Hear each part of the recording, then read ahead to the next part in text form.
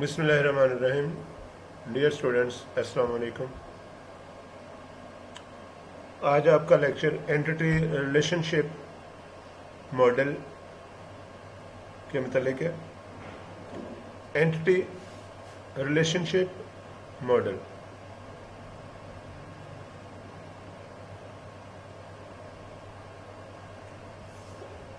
Design phase start करने से पहले आपको बताता चलूं कि एंटिटी होती क्या है। Anything about which you want to keep or record information in a database is called an entity। जैसे अगर आप स्टूडेंट इंफॉर्मेशन सिस्टम की बात करें तो उसमें स्टूडेंट एक एंटिटी है, टीचर भी एक एंटिटी है और कोर्सेस भी एक एंटिटी है। इसी तरीके से और बहुत सारी एंटिटी हो सकती है।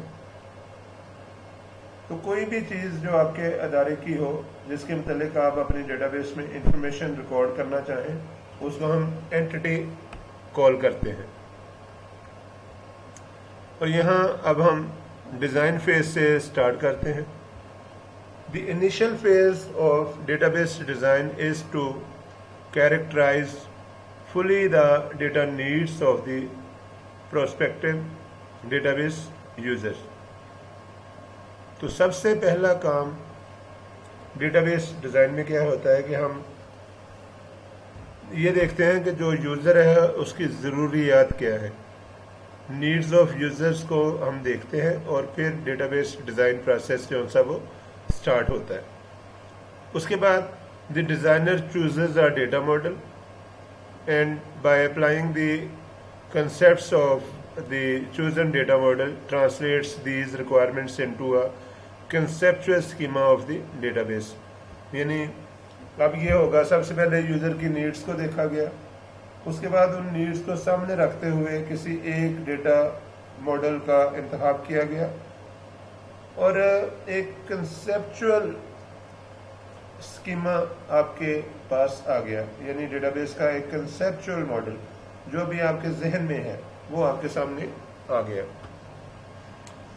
और नंबर 3 पे a fully developed conceptual schema also indicates the functional requirements of the enterprise.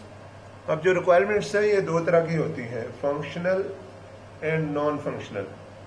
Functional requirements वो होती हैं जिनके बगैर सिस्टम चलता ही नहीं, जैसे डेटा का रिकॉर्ड करना, ये एक फंक्शनल रिक्वायरमेंट है।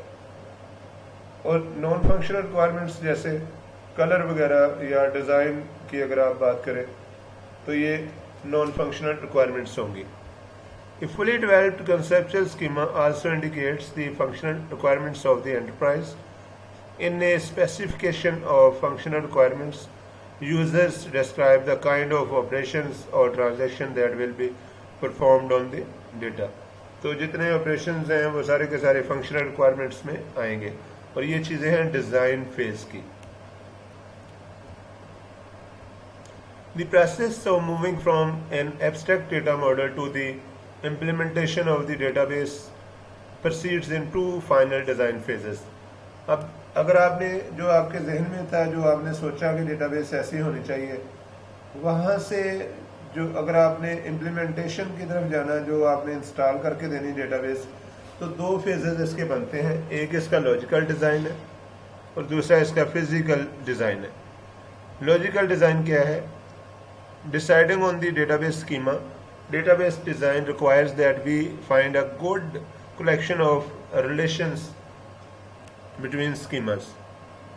बिजनेस डिसीजंस इसमें आएंगे और कंप्यूटर साइंस डिसीजंस आएंगे। बिजनेस डिसीजन क्या होंगे? ये लॉजिकल डिज़ाइन है अभी जो आप जो सा वो पेपर के ऊपर बना रहे हैं। बिजनेस डिसीजंस में what attributes would be record in the database, यानी एंटिटीज के मतलब जो आपने इंफॉर्मेशन लेनी है वो कौन कौन सी इंफॉर्मेशन लेनी है, ये बिजनेस डिसीजन में आएगा। और कुछ कंप्यूटर साइंस के डिसीजंस होंगे जैसे what relation schema should be have and how should the attributes be distributed among the various relation schemas. ये कंप्यूटर साइंस के डिसीजंस होंगे कि डेटाबेस कैसे बनाई जाए। इसका बिजनेस डिसीजन से कोई तल्लुक नहीं है। कंप्यूटर साइंस स्टूडेंट्स ने ये डिसीजन लेने हैं कि कौन सा मॉडल होगा, कैसे डेटा जो सा वो रिकॉर्ड होगा डेटाबेस की स्पीड स्लो तो नहीं होगी, मेमोरी रिलेशंस उन्होंने बनाने हैं, टेबल्स के रिलेशंस बनाने हैं, किस तरह का रिलेशन होगा इसका बिजनेस डिसीजन से कोई तल्लुक नहीं है। और लेकिन जो बिजनेस डिसीजन हैं ये ज़रूर डिफाइन करेंगे कि आपके कंप्यूटर साइंस डिसीजन जो उनसे वो कितने स्ट्रॉन्ग हैं। जितने अच्छे बिजनेस डिसीजन होंगे उतने अच्छे कंप्यूटर साइंस डिसीजन आपके होंगे। और उसके बाद आपके पास बन जाएगा physical design. Physical design deciding on the physical layout of the database, ये वो फिजिकल डिज़ाइन है जो इम्प्लीमेंटेशन जिसकी होनी है, जो आपने कंप्यूटर पे इंस्टॉल करके देना है। तो दो जो डिज़ाइन हैं, लॉजिकल डिज़ाइन जो सिर्फ पेपर तक महदूद है और फिजिकल डिज़ाइन जो इंस्टॉलेशन के काबिल है। एंटिटी रिलेशनशिप मॉडल क्या होता है? Models and enterprise as a collection of entities and relationships, यानी आप ERD मॉडल या एंटिटी रिलेशनशिप मॉडल में जो आपकी एंटरप्राइज है उसकी सारी की सारी एंटिटीज का आप रिलेशन दिखाते हैं। एंटिटी क्या होती है? ए थिंग और object in the enterprise that is distinguishable from the other objects. जैसे टीचर जो सा वो स्टूडेंट से डिफरेंट है, तो स्टूडेंट भी एंटिटी होगी, टीचर भी एंटिटी होगी। इसी तरह कोर्सेस एक डिफरेंट एंटिटी है। और entity described bye a set of attributes, जो एंटिटीज हैं इनको आप सेट ऑफ एट्रीब्यूट्स या कॉलम्स भी उनको कह सकते हैं, उनसे आप इनको डिफाइन करते हैं। जैसे फॉर एग्जांपल आपने अगर स्टूडेंट एंटिटी लेनी है तो उसमें आपने स्टूडेंट का नेम वो एक एट्रीब्यूट है, स्टूडेंट का फादर नेम एक एट्रीब्यूट है, और इसी तरीके से जो उसका एड्रेस, कॉन्टैक्ट नंबर वो एट्रीब्यूट्स हैं। और फिर आप उनके आपस में बना देते हैं रिलेशनशिप्स, जिसे हम फिर डायग्रामेटिकली एंटिटी रिलेशनशिप डायग्राम या ERD मॉडल से रिप्रेजेंट करते हैं। नॉर्मलाइजेशन आप ऑलरेडी कवर कर चुके हैं, उसको दोबारा देख लें किस तरीके से पेरेंट चाइल्ड टेबल जो उनसे वो आपस में रिलेट होते हैं वन टू मैनी रिलेशनशिप से। ERD मॉडल डेटाबेस मॉडलिंग की तरफ चलते हैं। Entity relationship model, the ER data model was developed to facilitate database design by allowing specification of an enterprise schema that represents the overall logical structure of a database। तो जो ER model है ये logical structure है किसी database का। ERD model में आप data feed नहीं कर सकते, ये पेपर के ऊपर ड्रा होगा या आप सॉफ्टवेयर के थ्रू इसको ड्रा करेंगे। इसके लिए डिफरेंट सॉफ्टवेयर आप यूज़ कर सकते हैं, जैसे रैशनल रोज आप इसके लिए यूज़ कर सकते हैं। Rational rose RATIONAL rose, rational rose. The ER model is very useful in mapping the meaning and interactions of real-world enterprises into a conceptual schema। तो ERD मॉडल को देखकर आप जो आपका कंसेप्चुअल स्कीमा है उसको बेहतर तरीके से मैनिपुलेट कर सकते हैं ताकि वो रियल वर्ल्ड से इंटरकनेक्ट हो सके। Because of this usefulness many database design tools draw on concepts from the ER model.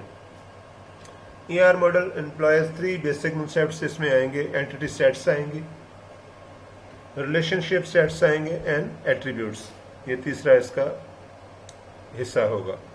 The ER model also has an associated diagrammatic representation, the ER diagram, which can express the overall logical structure of a database graphically। तो जो ERD या entity relationship diagram है ये actually database का graphical view है। Entity sets को देखते हैं। एंटिटी भी क्या है? An entity is an object that exist and is distinguishable from other objects. For example specific person, company, event, plant, ये सारे के सारे एंटिटीज हैं। An entity is a set of entities of the same type that share the same properties. यानी entity set क्या है? ये उन एंटिटीज का सेट है जो सेम प्रॉपर्टीज को शेयर करती हैं। जैसे अगर आप स्टूडेंट की एग्जांपल लें और टीचर की एग्जांपल लें तो स्टूडेंट का भी नेम होता है, टीचर का भी नेम होता है, स्टूडेंट का भी फादर नेम है, टीचर का भी फादर नेम है, स्टूडेंट का भी कॉन्टैक्ट नंबर है, टीचर का भी कॉन्टैक्ट नंबर है, इसी तरीके से स्टूडेंट का भी ईमेल और एड्रेस है, इसी तरीके से टीचर का भी ईमेल और एड्रेस है। तो इसलिए ये दोनों एक एंटिटी सेट से बिलोंग करते हैं। तो आपने एंटिटी सेट्स भी निकाल लेने होते हैं, जैसे set of all persons, companies, trees, holidays. An entity is represented by a set of attributes. Attributes mean columns. Descriptive properties possessed by all members of an entity set. An entity is represented by a set of attributes, that is, descriptive properties possessed by all members of an entity set. Example दें, जैसे instructor है तो उसके attributes क्या होंगे? उसकी ID होगी, उसका नेम होगा, उसकी स्ट्रीट होगी, सिटी होगा, सैलरी होगी। कोर्स की अगर आप बात करें तो कोर्स आईडी होगी, टाइटल होगा, इस तरह उसके क्रेडिट आवर्स होंगे। तो ये जो विद इन ब्रैकेट हैं ये एक्चुअली उसकी एट्रीब्यूट्स हैं, इनको हम कॉलम भी कहते हैं और इसके अलावा इसको हम डेटा सेट भी कह सकते हैं। डेटा सेट इसको नहीं कह सकते, ये तो यूनिट होता है, तो इसको हम एट्रीब्यूट्स कहेंगे या फिर हम इसको कॉलम कह सकते हैं। फील्ड भी कहा जा सकता है इसको, field, ID field, name field, street field, city field और salary field. A subset of the attributes form a primary key of the entity set that is uniquely identifying each member of the set. तो primary की का concept आपको मैंने normalisation में दिया है कि प्राइमरी की के दो एट्रीब्यूट्स होते हैं, unique and not null. Unique and not null. Entity set instructor and student को हम देखते हैं। जैसे ये आपके पास इंस्ट्रक्टर आईडी, इंस्ट्रक्टर नेम, दो आपके पास एट्रीब्यूट्स हैं, और यहाँ पे स्टूडेंट आईडी और स्टूडेंट नेम दो आपके पास एट्रीब्यूट्स हैं। तो ये आपका इंस्ट्रक्टर का टेबल है, ये आपका स्टूडेंट का टेबल है। तो अब दोनों के आईडी, इसका भी आईडी है, इसका भी आईडी है, इंस्ट्रक्टर का भी नेम है और स्टूडेंट का भी नेम है। तो ये हम कहेंगे कि ये एंटिटी सेट है क्योंकि ये सेम एट्रीब्यूट्स इसमें मौजूद है। रिलेशनशिप सेट्स क्या है? A relationship is an association among several entities. Example जैसे लें 44553, ये पेल्टियर बंदा है, स्टूडेंट एंटिटी है, ये रिलेशनशिप सेट है, इंस्ट्रक्टर एंटिटी है। तो जो आइंस्टाइन है इंस्ट्रक्टर है, ये इस स्टूडेंट को, पेल्टियर को पढ़ाता है और दरमियान में एडवाइज़र है। रिलेशनशिप डिफाइन करेगा कि कौन सा इंस्ट्रक्टर कौन से स्टूडेंट को पढ़ाएगा। तो ये ज़रूरी हो जाता है कि हम स्टूडेंट और इंस्ट्रक्टर का आपस में रिलेशन बनाएं, तो इससे बनेगा एक रिलेशनशिप सेट। रिलेशनशिप सेट क्या होता है? Relationship set is a mathematical relationship among n greater than is equal to 2 entities, यानी या तो 2 या 2 से ज़्यादा, यानी n greater than is equal to 2 entities, यानी या तो 2 एंटिटीज़ हों या 2 से ज़्यादा एंटिटीज़ हों, तो उनके दरमियान में रिलेशनशिप सेट बनता है। Each taken from entity set, जैसे entity 1, entity 2 to entity n, ये आपके पास एक एंटिटीज का सेट है और ये सारी की सारी एंटिटी एक बड़ी एंटिटी E1 जो उससे बिलोंग करती हैं, और E2 जो एंटिटी है आपके पास वो E2 की एंटिटी से बिलोंग करती है। इसी तरह En जो एंटिटी है वो En की एंटिटी से बिलोंग करती है। Where E1, E2, E3 to En is a relationship। तो जैसे हमने यहाँ पे स्टूडेंट की एडवाइज़र के साथ रिलेशनशिप जो सा वो देखा। रिलेशनशिप सेट एडवाइज़र देखें, जैसे ये इंस्ट्रक्टर का आईडी है, इंस्ट्रक्टर का नेम है, ये स्टूडेंट का आईडी है, ये स्टूडेंट का नेम है। तो हर एक इंस्ट्रक्टर किसी एक स्टूडेंट को असाइन किया गया है। अगर आप शंकर स्टूडेंट को देखें तो इसको कैट्स इंस्ट्रक्टर असाइन किया गया है, जैंग को कैट्स असाइन किया गया है, ब्राउन को 10101 असाइन किया गया है। यानी रिलेशनशिप सेट एडवाइज़र में हर स्टूडेंट को एक इंस्ट्रक्टर जो उनसा वो असाइन किया गया है और ये इनके रिलेशनशिप्स हैं। ये जो लाइंस दिखाई जा रही हैं ये रिलेशनशिप्स हैं। अगली स्टेजेस में हम देखेंगे कि ये रिलेशनशिप 1 to 1 भी होता है और 1 to many भी हो सकता है। लेकिन अभी सिर्फ आप ये समझें कि जो रिलेशनशिप्स हैं वो किस तरीके से बनते हैं।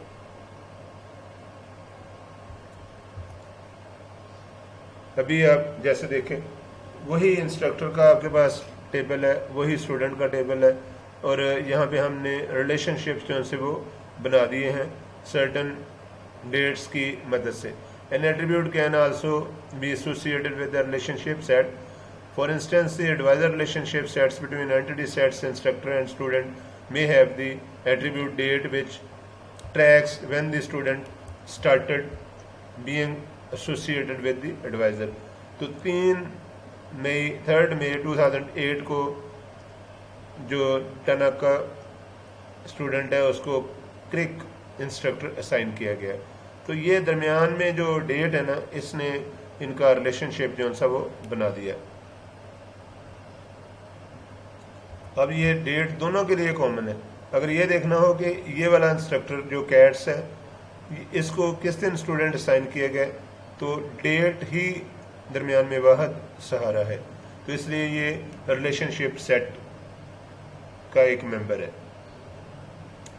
डिग्री ऑफ रिलेशनशिप्स, ये भी जो मैं बात कर रहा था कि जो 1 to 1 या 1 to many रिलेशनशिप्स हो सकते हैं। अब बाइनरी रिलेशनशिप्स हो सकते हैं, इन्वॉल्व 2 एंटिटी सेट्स, यानी बाइनरी जिसमें 2 एंटिटी सेट्स हों। Most relationship sets in database system are binary. आमतौर से 2 टेबल्स के दरमियान में ही रिलेशनशिप्स बनते हैं। और इसके अलावा ऐसे रिलेशनशिप्स भी हो सकते हैं जो मोर देन 2 एंटिटीज़ के दरमियान हों। जैसे एग्जांपल लेते हैं, student works on research projects under the guidance of N instructor. अब बहुत से स्टूडेंट्स हैं और उनका एक ही इंस्ट्रक्टर है, तो यहाँ पे बाइनरी रिलेशनशिप को आप भूल जाएं। अब ये रिलेशनशिप बना वो बाइनरी नहीं है, बल्कि वो मोर देन 2 एंटिटीज के सेट्स के दरमियान है। तो बाइनरी होगा या आप कहने के मोर देन 2 एंटिटी सेट होगा, जो कि वैसे ये रेयर टाइप है लेकिन ये होता ज़रूर है। इस तरह mapping cardinality constraint express the number of entity to which another entity can be associated via a relationship, most useful in describing binary relationship sets।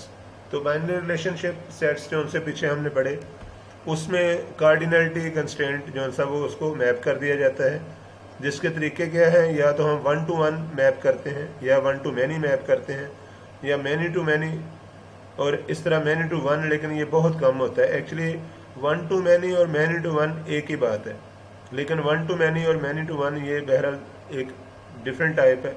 और many to many यानी आमतौर से रिलेशनशिप की 3 टाइप्स को हम मैप करते हैं, 1 to 1, 1 to many and many to many। तो इसके अलावा 1 to 1, 1 to many to 1 और many to many, ये 4 ही सूरतें हो सकती है। एक का एक के साथ तल्लक, एक का बहुत से लोगों के साथ तल्लक, जैसे 1 to 1 जैसे एक ट्यूटर एक स्टूडेंट। जैसे 1 to many क्या है, जैसे एक टीचर बहुत से स्टूडेंट। many to 1 क्या है, जैसे बहुत से टीचर एक स्टूडेंट। और many to many क्या है, बहुत से टीचर बहुत से स्टूडेंट। मैपिंग कार्डिनलिटी की बात करें, अगर आपके पास A और B 2 टेबल हैं और A में A1, A2, A3, A4 attributes हैं और B में B1, B2, B3 एट्रीब्यूट्स हैं, तो इनको आपस में आपने रिलेट कर दिया एक को एक के साथ, तो ये होगा 1 to 1। और अगर आपने एक एट्रीब्यूट को 2 एट्रीब्यूट के साथ रिलेट कर दिया, एक एट्रीब्यूट को 2 के साथ रिलेट कर दिया, ये 1 to many मैपिंग होगी। कार्डिनलिटीज़ की 1 to many मैपिंग होगी जब एक एट्रीब्यूट को 2 या 2 से ज़्यादा एट्रीब्यूट्स के साथ आपने रिलेट कर दिया। और इस तरह मैनी टू मैनी में क्या है कि आपने बहुत सारी एट्रीब्यूट्स को किसी एक के साथ अटैच किया, ये मैनी टू 1 बन जाएगा। और अगर आपने बहुत सारी को बहुत सारी के साथ अटैच किया, रिलेशन बना दिया, तो ये मैनी टू मैनी बन जाएगा। यानी यहाँ 2 एक के साथ कनेक्ट हो रही हैं, ये मैनी टू 1, और अगर 2 के साथ कनेक्ट हो रही हैं तो मैनी टू मैनी। तो ये 4 टाइप्स आपने पढ़ी, 1 to 1, 1 to many, many to many और many to 1। एक्चुअली ये many to 1 ज़्यादा टर्म यूज़ होती है, इसलिए मैं इसको भूल जाता हूँ। तो 1 to 1, 1 to many, और मैनी टू मैनी, ये कॉमन टर्म्स हैं। कम्प्लेक्स एट्रीब्यूट्स भी हो सकते हैं बाज़ दफ़ा, जैसे एट्रीब्यूट टाइप्स में simple and composite attributes, single valued and multi valued attributes. जैसे एग्जांपल लें, multi valued attributes phone numbers. अब फ़ोन नंबर्स एक से ज़्यादा हो सकते हैं किसी के, तो ये मल्टी वैल्यूड एट्रीब्यूट्स हैं। आप कहते हैं जो उसके पास 3 मोबाइल है, तो आपके पास फिर जो मोबाइल फ़ोन के लिए एक आपने एट्रीब्यूट बनाया था वो काफ़ी नहीं है। ड्राइव्ड एट्रीब्यूट्स भी हो सकते हैं, जैसे एज है, अब ये बढ़ती रहेगी। गिवन डेट ऑफ बर्थ, ये और चीज़ है, और एज दे देना और है। जैसे आप शनाख्ती कार्ड के ऊपर लिखते हैं उम्र 50 साल, तो अगर 10 साल आईडी कार्ड एक्सपायर नहीं होता तो उम्र 50 साल ही रहेगी। लेकिन अगर गिवन डेट ऑफ बर्थ हो तो फिर आपको बार बार वो कैलकुलेट करनी पड़ेगी। तो इनको हम कहते हैं डिराइव्ड एट्रीब्यूट्स। और the set of permitted values for each attribute is called a domain, कि आप इसमें न्यूमेरिक डेटा लिख सकते हैं या करैक्टर डेटा लिख सकते हैं या डेट, किस तरह का डेटा लिख सकते हैं, ये उसकी डोमेन कहलाएगी। कंपोजिट एट्रीब्यूट्स की एग्जांपल जैसे नेम है, तो बाद ममालिक में नेम जो है वो 3 हिस्सों में लिखा जाता है, फर्स्ट नेम, मिडिल नेम और लास्ट नेम। तो फर्स्ट नेम जैसे फॉर एग्जांपल आप कहते हैं कि अहमद, मिडिल नेम उसका इनिशियल आप कुछ दे देते हैं और लास्ट नेम उसके फादर का नेम आप दे देते हैं। इस तरह एड्रेस कई हिस्सों में हो सकता है, जैसे address state, city, state, postal code इसमें होगा। और स्ट्रीट के फर्दर हिस्से हैं, स्ट्रीट नंबर है, स्ट्रीट नेम है, अपार्टमेंट नंबर है। तो ये इनको हम कहते हैं कंपोजिट एट्रीब्यूट्स, और इनके साथ काम करना थोड़ा मुश्किल हो जाता है। रिडंडेंट एट्रीब्यूट्स जो बार बार आ रहे हैं, जैसे इंस्ट्रक्टर है तो उसमें भी आईडी है, नेम है, डिपार्टमेंट नेम है और सैलरी है। और department with attributes depth name, building और बजट, तो डिपार्टमेंट नेम यहाँ भी है, यहाँ भी है। तो ये रिडंडेंट एट्रीब्यूट्स हैं। Duplicate attributes, redundant mean duplicate. V model the fact that each instructor has an associated department using a relationship set instructor depth. The attribute depth name appears in both entity sets since it is the primary key for the entity set department. It indicates information and replicates it to represent in the relationship and is therefore redundant in the entity set instructor and needs to be removed. तो जो चीज़ें duplicate होंगी, normalisation में हमने देखा कि किस तरीके से हम रिडंडेंसी को, डुप्लीकेशन को निकालते हैं। तो उसके लिए आप नॉर्मलाइजेशन की स्लाइड्स दोबारा देख लें ताकि आपको पता चले कि ERD मॉडल से पहले हम डेटा को नॉर्मलाइज कैसे करते हैं। But when converting back to tables in some cases the attribute gets reintroduced as we will see later. तो बाज़ दफ़ा ये मैं प्रोफेशनल प्रोग्रामिंग में आपको ये चीज़ें सामने आएंगी कि बाज़ दफ़ा आपको रिडंडेंसी या डेटा रिडंडेंट मजबूरन करना पड़ता है, आपका काम नहीं चलता, इसलिए आप डेटा को रिडंडेंट कर देते हैं। वीक एंटिटी सेट्स हो सकते हैं, जैसे कंसिडर है section entity which is uniquely identify a course ID, semester, year and section ID. Clearly, section entities are related to course entities. Suppose we create a relationship set course between entity set section and course. तो अगर आपके पास जो weak entity sets हैं, जैसे अब ये जो आपका कोर्स है, सेमेस्टर है, ईयर है, ये हर साल चेंज हो जाता है।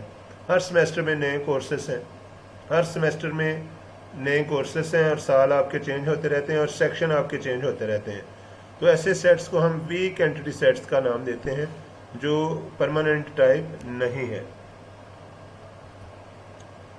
वीक एंटिटी सेट्स को नोट्स में आप स्टडी कर लीजिएगा।